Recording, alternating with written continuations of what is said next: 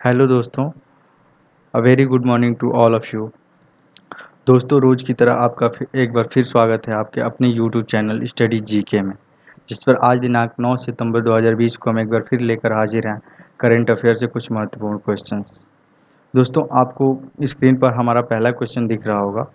तो दोस्तों, इससे आपको पता चल सकता है कि आज के क्वेश्चन का लेवल क्या है। तो दोस्तों, आपसे रिक्वेस्ट है कि आप वीडियो को पूरा देखिए और अगर अच्छा लगे तो लाइक, सब्सक्राइब और शेयर ज़रूर करें। दोस्तों, इसी इसी के साथ बढ़ते हैं हम अपने पहले क्वेश्चन की तरफ, जो कि है रूस के द्वारा तैयार की गई कोविड-19 की वैक्सीन यानी दवा का नाम क्या है? दोस्तों, क्वेश्चन एक बार फिर सुन लीजिए कि रूस के द्वारा तैयार की गई कोविड-19 की वैक्सीन यानी दवा का नाम क्या है? दोस्तों, आपका ऑप्शन है ए एस्ट्रेजेनिक, बी स्पुतनिक 5, सी सीनोवैक, डी रिस्टोजेनिक। तो दोस्तों, जो आपका ऑप्शन बी है स्पुतनिक 5, ये बिल्कुल राइट है। दोस्तों, जो ये दवा है स्पुतनिक 5, ये मॉस्को के गामलेया रिसर्च इंस्टीट्यूट के द्वारा बनाई गई है और इस वैक्सीन को एडेनो वायरस के आधार पर बनाए गए कुछ पार्टिकल्स को यूज करके बनाया गया है। दोस्तों, ऐसा दावा किया जा रहा है कि जो ये वैक्सीन है, इसका जो पहला टीका है, वो रूस के राष्ट्रपति व्लादिमीर पुतिन की बेटी को लगा है। लेकिन व्लादिमीर पुतिन की जो 2 बेटियाँ हैं, उनमें किसी का नाम रिवील नहीं किया जा रहा है कि इनमें से किसको लगा है। दोस्तों, रूसी भाषा में स्पुतनिक का मतलब होता है मिसाइल, सॉरी सैटेलाइट। और रूस ने जो पहली सैटेलाइट बनाई थी उसका नाम भी स्पुतनिक था। तो दोस्तों, इसका नाम भी इस उसी नाम से रखा गया है, स्पुतनिक 5। दोस्तों, इसी के साथ आगे बढ़ते हैं हम अपने अगले क्वेश्चन की तरफ, जो कि है कि इंदिरा गांधी शांति पुरस्कार 2019 इनमें से किसे दिया गया है? दोस्तों, क्वेश्चन एक बार फिर सुन लीजिए कि इंदिरा गांधी शांति पुरस्कार 2019 इनमें से किसे दिया गया है? तो दोस्तों, आपका ऑप्शन है A Greta Thunberg, B David Attenborough, C Malala Yousafzai, D Naomi Seibt. तो दोस्तों, जो आपका ऑप्शन बी है डेविड एटनबेरो, ये बिल्कुल राइट है। दोस्तों, इसका इनका पूरा नाम है सर डेविड फ्रेडरिक एटनबेरो। दोस्तों, ये लंदन के रहने वाले हैं। इन्होंने अपने शुरुआती लाइफ में टीवी एग्जीक्यूटिव, फिर वाइल्ड लाइफ फिल्म मेकर और अब जो है ये पर्यावरण को बचाने वाले लोगों को मोटिवेट करने के लिए जाने जाते हैं। तो दोस्तों, इसका मतलब ये हुआ कि डेविड एटनबेरो को इंदिरा गांधी मेमोरियल ट्रस्ट की तरफ से जो पुरस्कार दिया जाता है, इंदिरा गांधी शांति पुरस्कार 2019, वो उन्हें दिया गया है। दोस्तों, इस पुरस्कार में जो राशि है, वो उसकी राशि की कुल वैल्यू जो है वो 25 लाख है, यानी 25 लाख। और उसमें एक ट्रॉफी दी जाती है और एक प्रशस्ति पत्र प्रदान किया जाता है। दोस्तों, जो इंदिरा गांधी शांति पुरस्कार है, ये भारत की पूर्व प्रधानमंत्री इंदिरा गांधी की याद में दिया जाता है और ये पुरस्कार जो है इंदिरा गांधी मेमोरियल ट्रस्ट की ओर से 1986 से दिया जा रहा है। यह पुरस्कार हर साल किसी ऐसे व्यक्ति को दिया जाता है जिसने समाज सेवा, निरस्त्रीकरण या विकास के कार्य में महत्वपूर्ण योगदान दिया हो। दोस्तों, यहाँ बात आई है इंदिरा गांधी के बारे में, तो इंदिरा गांधी जी के बारे में हम कुछ बातें जान लेते हैं। दोस्तों, इंदिरा गांधी जो है वो भारत की पहली महिला प्रधानमंत्री थी और अब तक की इकलौती महिला प्रधानमंत्री थी। ये 1966 से लेकर 1977 तक लगातार 3 बार भारत की प्रधानमंत्री रहीं और चौथी बार जब ये बनी 1980 से लेकर 1984 में, उनकी हत्या होने तक ये भारत की प्रधानमंत्री बनी रहीं। तो दोस्तों, इसी के साथ आगे बढ़ते हैं हम अपने अगले क्वेश्चन की तरफ, जो कि कुछ इस प्रकार है। इंतज़ार आपका अभियान किस राज्य ने शुरू किया है? दोस्तों, क्वेश्चन एक बार फिर सुन लीजिए कि इंतज़ार आपका अभियान इनमें से किस राज्य ने शुरू किया है? दोस्तों, आपका ऑप्शन है ए मध्य प्रदेश, बी उत्तर प्रदेश, सी हरियाणा, डी राजस्थान। तो दोस्तों, जो आपका ऑप्शन ए है मध्य प्रदेश, ये बिल्कुल राइट है।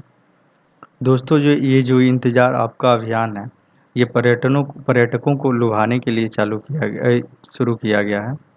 दोस्तों, कोरोना वायरस के चलते भारत समेत कई देशों में टूरिज्म पर रोक लग गई थी। जब ये रोक जब कुछ दिनों पहले हटी है, मध्य प्रदेश पर्यटन विभाग ने पर्यटकों को आकर्षित करने के लिए ये स्लोगन इस स्लोगन के साथ एक अभियान जारी किया है, शुरू किया है। दोस्तों यहाँ बात आ रही है मध्य प्रदेश की, तो इसके मध्य प्रदेश के बारे में कुछ बातें जान लेते हैं। दोस्तों मध्य प्रदेश की जो राजधानी है वो भोपाल है, और इसका जो सबसे बड़ा शहर है वो इंदौर है, जिसे झीलों का शहर भी कहते हैं। यहाँ की जो राज्यपाल हैं वो आनंदी बेन पटेल हैं। दोस्तों इसी के साथ आगे बढ़ते हैं अपने अगले क्वेश्चन की तरफ, जो कि कुछ इस प्रकार है। साक्षरता दर 2020 में भारत का कौन सा राज्य शीर्ष पर रहा? दोस्तों क्वेश्चन एक बार फिर सुन लीजिए। साक्षरता दर 2020 में भारत इनमें से कौन से स्थान पर रहा? अब भारत का कौन सा राज्य शीर्ष पर रहा? तो दोस्तों आपका ऑप्शन ए है दिल्ली, बी है उत्तराखंड, सी केरल, डी हिमाचल प्रदेश। तो दोस्तों जो आपका ऑप्शन सी है केरल, ये बिल्कुल राइट है, इस पर हम टिक लगा देते हैं। दोस्तों केरल में जो साक्षरता की दर है वो 96.2 रही, और दिल्ली 88.7 के साथ दूसरे नंबर पर रहा, और उत्तराखंड जो है 87.6 के साथ तीसरे नंबर पर रहा, और हिमाचल प्रदेश में जो साक्षरता की दर रही वो 86.6 थी। दोस्तों साक्षरता दर 2020 की रिपोर्ट के अनुसार आंध्र प्रदेश जो है वो 66.4% की साक्षरता दर के साथ सबसे निचले पायदान पर रहा। दोस्तों आगे बढ़ते हैं अपने अगले क्वेश्चन की तरफ।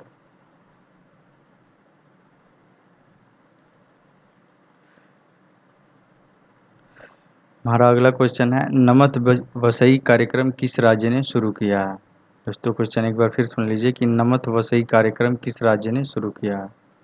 आपका ऑप्शन ए है बिहार, बी केरल, सी उत्तर प्रदेश, डी आंध्र प्रदेश।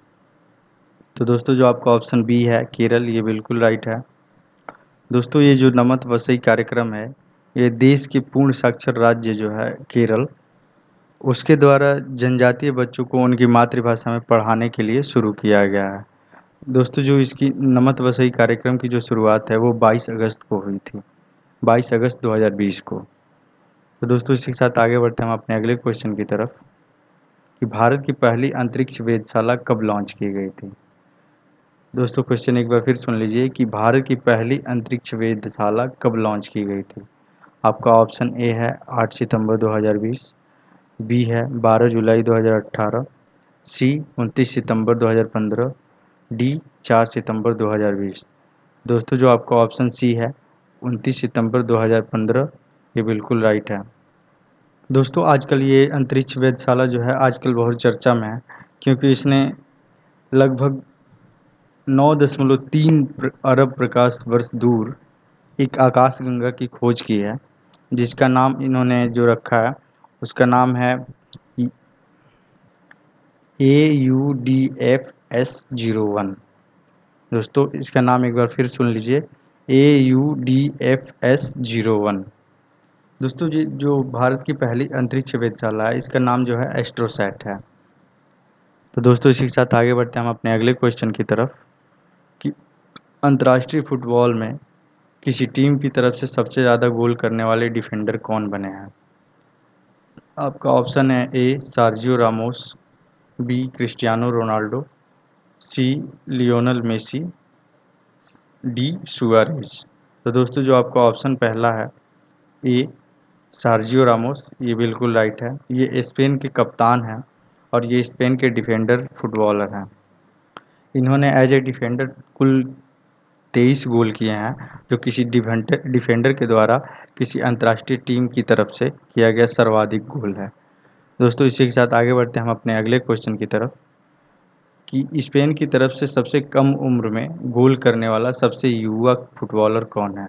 दोस्तों क्वेश्चन एक बार फिर ध्यान से सुनिएगा कि स्पेन की तरफ से सबसे कम उम्र में गोल करने वाला सबसे युवा फुटबॉलर कौन है? आपका ऑप्शन ए है अंसु फाती, बी सार्जियो रामोस, सी फेरन टोरेस, डी थिएगो अल्सांट्रा। तो दोस्तों जो आपका ऑप्शन ए है अंसु फाती, ये बिल्कुल राइट है। दोस्तों इन्होंने 17 वर्ष की उम्र में नेशंस लीग फुटबॉल टूर्नामेंट के दौरान यूक्रेन पर गोल करके ये कारनामा किया है। इन्होंने यह कारनामा जो है 17 वर्ष 311 दिन में किया है। दोस्तों इसलिए ये आजकल बहुत ज़्यादा ही चर्चा में है कि इन्होंने जो है कारनामा किया है 17 वर्ष 311 दिन में किया है। दोस्तों हम गिन्नी यहाँ अंशु फाती की बात हो रही है तो इनके बारे में हम कुछ बातें जान लेते हैं। दोस्तों अंशु फाती जो है वो FC बार्सिलोना की तरफ से खेलते हैं और इनका जन्म जो है 31 अक्टूबर सन 2002 को गिनी बिसाओ में हुआ था। ये लेफ्ट विंगर के रूप में FC बार्सिलोना की तरफ से खेलते हैं। दोस्तों हमने 2 बार यहाँ 2 क्वेश्चन में लगातार 7वें और 8वें क्वेश्चन में स्पेन के बारे में पढ़ा। दोस्तों हम स्पेन के बारे में कुछ बातें जान लेते हैं। दोस्तों जो स्पेन की जो राजधानी है वो मैड्रिड है और जो इस यहाँ की जो सरकार है वो राजशाही सरकार है और यहाँ के जो राजा हैं उनका नाम जो है हुआन कार्लोस और जो इनके यहाँ के प्रधानमंत्री हैं उनका नाम है मारियानो राहोई। तो दोस्तों आशा करता हूँ कि आपको ये क्वेश्चन समझ में आया होगा।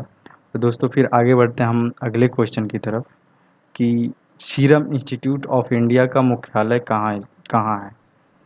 दोस्तों एक बार फिर सुन लीजिएगा क्वेश्चन कि सीरम इंस्टीट्यूट ऑफ इंडिया का मुख्यालय कहाँ है। आपका ऑप्शन ए है हैदराबाद, कोलकाता, नई दिल्ली, डी पुणे। तो दोस्तों जो आपका ऑप्शन डी है पुणे, ये बिल्कुल राइट है। दोस्तों ये जो सीरम इंस्टीट्यूट ऑफ इंडिया है ये आजकल बहुत चर्चा में है क्योंकि इसने लंदन स्थित ऑक्सफोर्ड यूनिवर्सिटी के साथ कोविड-19 की जो वैक्सीन बन रही है उसके साथ ये रिसर्च में पार्टनरशिप कर रही है। दोस्तों जो सीरम इंस्टीट्यूट है इसकी जो स्थापना है वो 1966 में साइरस पूनावाला ने की थी। वर्तमान में जो इस कंपनी के प्रेसिडेंट हैं उनका नाम है आदर पूनेवाला और इस कंपनी का जो मुख्यालय है वो इसमें क्वेश्चन में बता दिया गया है कि पुणे में स्थित है। दोस्तों हम आगे बढ़ते हैं अपने अगले क्वेश्चन की तरफ कि विदेशी T20 लीग खेलने वाले पहले भारतीय खिलाड़ी कौन हैं। दोस्तों क्वेश्चन एक बार फिर सुन लीजिए कि विदेशी T20 लीग खेलने वाले भारत के पहले खिलाड़ी कौन हैं। जो आपका ऑप्शन ए है विराट कोहली, बी सौरव गांगुली, सी युवराज सिंह, डी सचिन तेंदुलकर। तो दोस्तों जो आपका ऑप्शन सी है ये बिल्कुल राइट है। युवराज सिंह जो है पहली विदेशी T20 लीग खेलने वाले भारत के पहले खिलाड़ी हैं। इन्होंने NOC लेने के बाद यानी नो ऑब्जेक्शन सर्टिफिकेट लेने के बाद पिछले साल जो है यानी अपने संन्यास के कुछ समय बाद इन्होंने ग्लोबल T20 कनाडा और अबू धाबी T10 लीग में हिस्सा लिया था। युवराज सिंह जो हैं वो कनाडा लीग के टोरंटो टीम के कप्तान थे। दोस्तों युवराज सिंह के बारे में जब बात होती है तो हम लोगों को अपना 2011 का विश्व कप याद आता है। उन्होंने काफ़ी मेहनत की थी और उस विश्व कप में ये मैन ऑफ द टूर्नामेंट भी रहे थे। दोस्तों युवराज सिंह जो है वो IPL के सबसे महंगे खिलाड़ी रहे हैं। उन्हें 2015 में दिल्ली डेविल्स ने 16 करोड़ में खरीदा था।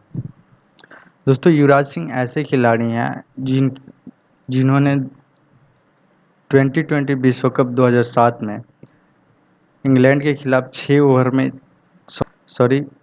6 गेंदों पर 6 छक्के मारकर विश्व रिकॉर्ड बनाया था और उन्होंने उसी मैच में 12 गेंदों पर 50 रन बनाकर भी विश्व रिकॉर्ड बनाया था। दोस्तों युवराज सिंह 2020 विश्व कप 2007 और वनडे विश्व कप 2011 दोनों टीमों के सदस्य रहे हैं। दोस्तों हम इसी के साथ आगे बढ़ते हैं अपने अगले क्वेश्चन की तरफ जो कि कुछ इस प्रकार है। नेबरहुड क्लास की शुरुआत किस राज्य ने किया है। दोस्तों एक बार फिर सुन लीजिए कि नेबरहुड क्लास की शुरुआत किस राज्य ने किया है। दोस्तों आपका ऑप्शन ये है असम, बी त्रिपुरा, सी नागालैंड, डी केरल। दोस्तों जो आपका ऑप्शन बी है त्रिपुरा, ये बिल्कुल राइट है। दोस्तों त्रिपुरा की सरकार ने जो है वो नेबरहुड क्लास की शुरुआत की थी। दोस्तों ये क्लास उन बच्चों के लिए शुरू की गई थी जिनके पास मोबाइल और टीवी नहीं था और जिनसे उनकी पढ़ाई में बाधा आ रही थी और या नेटवर्क कनेक्टिविटी वहाँ की ठीक नहीं थी।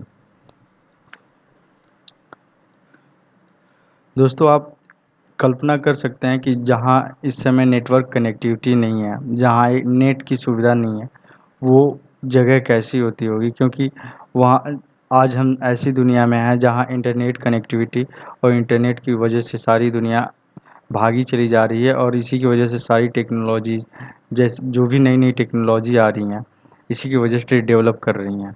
तो जहाँ नेटवर्क की प्रॉब्लम होगी, चाहे जहाँ बच्चों के पास मोबाइल या टीवी नहीं होगा, तो वहाँ क्या सिचुएशन होगी। तो दोस्तों इसी इसी सिचुएशन को देखते हुए त्रिपुरा की सरकार ने जो है बच्चों के लिए जो है नेबरहुड क्लास की शुरुआत की थी। तो दोस्तों यहाँ त्रिपुरा की बात आ रही है बार बार, तो हम त्रिपुरा के बारे में कुछ जान लेते हैं। तो दोस्तों जो त्रिपुरा की राजधानी है वो अगरतला है, और जो इसका सबसे बड़ा शहर है वो भी अगरतला है। दोस्तों जो इसके राज्यपाल हैं उनका नाम रमेश बैस है, और जो इसके मुख्यमंत्री हैं वो विप्लव विप्लव कुमार देव हैं। दोस्तों इसी के साथ आगे बढ़ते हैं हम अपने अगले क्वेश्चन की तरफ, जो कि इस प्रकार है कि WHO ने श्रीलंका और मालदीव को खसरा और रूबेला रोग से मुक्त घोषित कब किया। दोस्तों क्वेश्चन एक बार फिर सुन लीजिए कि WHO ने यानी वर्ल्ड हेल्थ ऑर्गेनाइजेशन, विश्व स्वास्थ्य संगठन ने श्रीलंका और मालदीव को खसरा व रूबेला रोग से मुक्त घोषित कब किया। दोस्तों आपका ऑप्शन ए है 12 जुलाई, बी है 12 जुलाई 2020, बी 8 सितंबर 2020, सी 7 सितंबर 2020, डी 11 जून 2020। लास्ट वाला ऑप्शन शायद आपको साफ नहीं दिख रहा होगा, तो आपको दिखा देते हैं, फिर देख लीजिए ऑप्शन। ये आपका ऑप्शन ए है 12 जुलाई 2020, आपका दूसरा ऑप्शन है 8 सितंबर 2020, सी ऑप्शन है आपका 7 सितंबर 2020, डी आपका ऑप्शन है 11 जून 2020। तो दोस्तों जो आपका ऑप्शन डी है ये बिल्कुल राइट है, 11 जून 2020। ट्रिक सही से नहीं लग पा रहा, अब टिक लगा देते हैं, अब सही हो गया। दोस्तों जो विश्व स्वास्थ्य संगठन है उसने श्रीलंका और मालदीव को खसरा और रूबेला से 11 जून 2020 को मुक्त घोषित किया है। दोस्तों खसरा जो है ये एक बहुत संक्रामक बीमारी है, और यह हर संक्रमित व्यक्ति से लगभग 15 स्वस्थ व्यक्तियों को फैला सकता है। खसरा दोस्तों ये सिर्फ इंसानों से फैलता है, और लगभग संक्रमण शुरू होने के बाद 14 दिन बाद मरीज को खांसी और बुखार आता है। दोस्तों ये कुछ हद तक कोरोना से मिलता जुलता है, इसका दावा तो नहीं किया जाता, लेकिन जो सिम्टम है ये लगभग कोरोना की तरह ही है। दोस्तों रूबेला बीमारी का भी नाम आया है, तो उसके बारे में भी जान लेते हैं। तो दोस्तों रूबेला को जर्मन का खसरा के नाम से भी जाना जाता है। यह रूबेला वायरस के कारण होता है, इसलिए इसको रूबेला वायरस कहा जाता है। यह लोगों में आमतौर पर जो है वो दाने दाने टाइप के इनके शरीर पर हो जाता है, बुखार होने लगता है, और सिर दर्द हो जाता है, और जो उनका श्वसन है यानी जो सांस लेने की प्रक्रिया है उसमें भी इनको तकलीफ़ होती है। दोस्तों अब बीमारी के बारे में तो हम जान लिए, यहाँ WHO की बात आई है, वर्ल्ड हेल्थ ऑर्गेनाइजेशन यानी विश्व स्वास्थ्य संगठन, इसके बारे में कुछ जान लेते हैं। तो दोस्तों वर्ल्ड हेल्थ ऑर्गेनाइजेशन का जो मुख्यालय है वो जेनेवा स्विट्ज़रलैंड में है, और जो इसकी स्थापना हुई थी वो 7 अप्रैल 1948 को हुई थी। दोस्तों जो इसके हेड हैं वो टेड्रस एडनहोम है, सौम्या विश्वनाथन है, और जॉन एलिसन है। दोस्तों WHO जो है इस समय इस वजह से ट्रेंडिंग में है क्योंकि WHO से अमेरिका ने अपने आप को WHO से अलग कर लिया है।